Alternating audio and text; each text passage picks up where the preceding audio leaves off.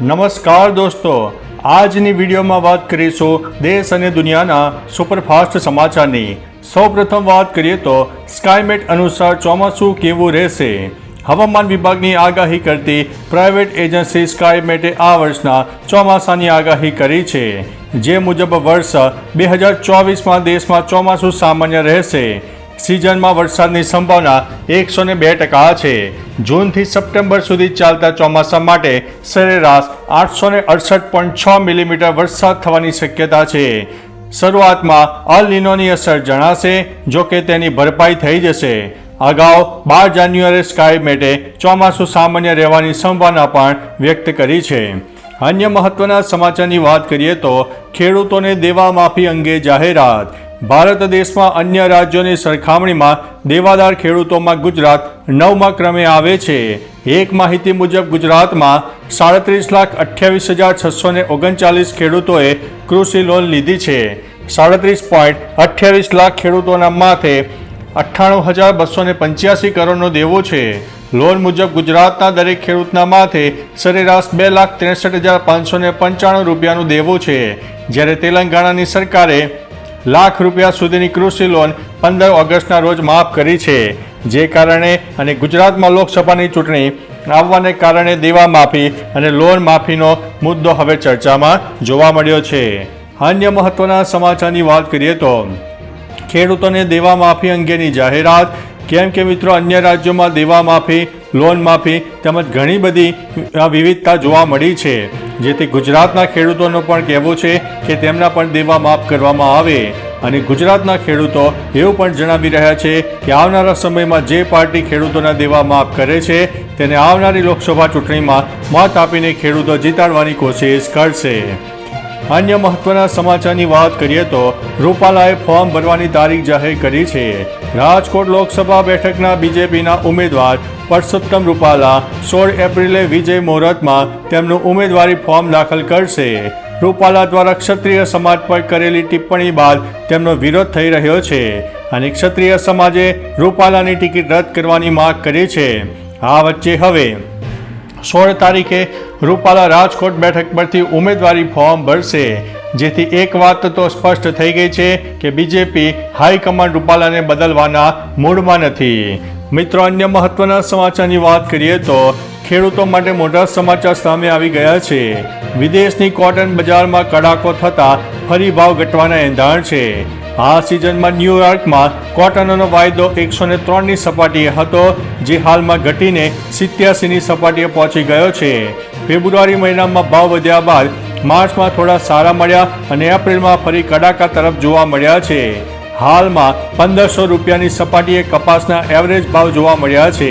કાળા તલે માર્કેટિંગ યાર્ડમાં ફરીથી સફેદ તલની સાઈડ કાપી છે અને ઊંચો ભાવ 3350 સુધી બોલાવાયો છે।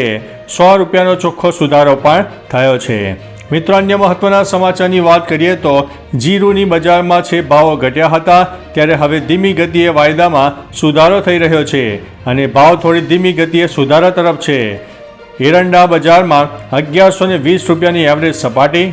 સારી ક્વોલિટીના ઘઉંનો ઊંચો ભાવ 700ની સપાટીએ, પરંતુ એવરેજ ભાવ 560ની આજુબાજુ જોવા મળ્યો છે। લસણમાં પાકી આવક વચ્ચે ભાવમાં સ્થિરતાનો માહોલ છે। 3000 સુધીનો ભાવ છે, ત્યારે બીજી તરફ 13 થી 16 એપ્રિલ વચ્ચે માવઠાની આગાહી છે।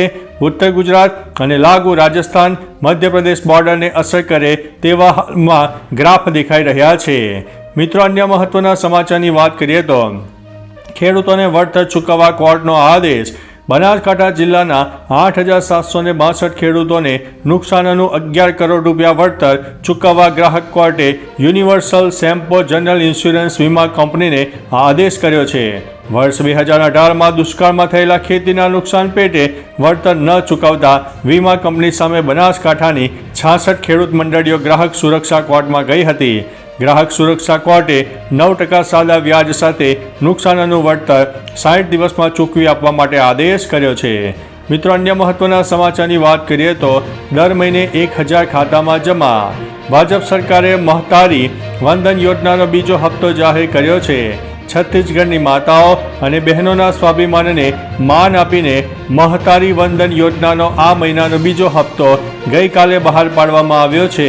અગાઉ 10 માર્ચે મહતારી વંદન યોજનાના પૈસાનો પ્રથમ હપ્તો ડીબીટી દ્વારા લગભગ 70 લાખ પરિણીત મહિલાઓના બેંક ખાતામાં મોકલવામાં આવ્યો હતો.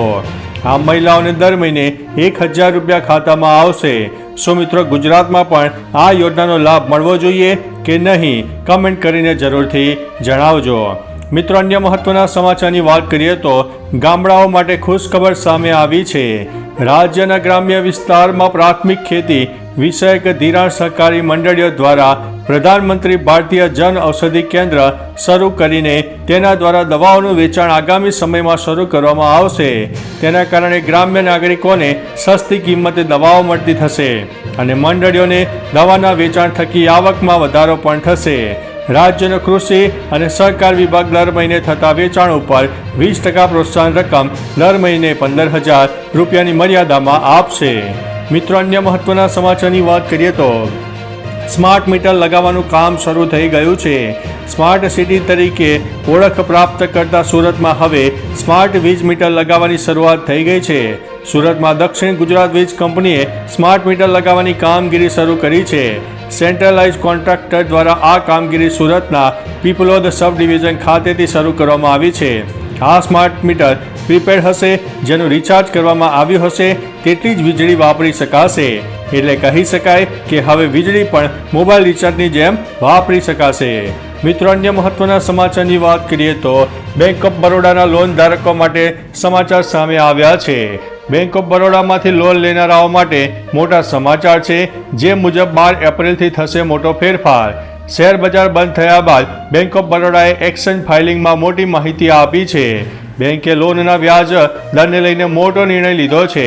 ફાઇલિંગ દ્વારા બેંકે કહ્યું છે કે 12 એપ્રિલ 2024થી તે તમામ કાર્યકાળ માટે વ્યાજ દરમાં વધારો કરશે. બેંકે વ્યાજ દરોમાં 5 BPS પોઈન્ટનો વધારો પણ કર્યો છે. મિત્રો, અન્ય મહત્વના સમાચારની વાત કરીએ તો અંબાલાલ પટેલની ભારે વરસાદની આગાહી. 9 એપ્રિલથી ગુજરાતમાં વધી શકે છે ગરમી, પરંતુ 12 થી 18 એપ્રિલ દરમિયાન રાજ્યમાં માવઠાની આગાહી કરવામાં આવી છે.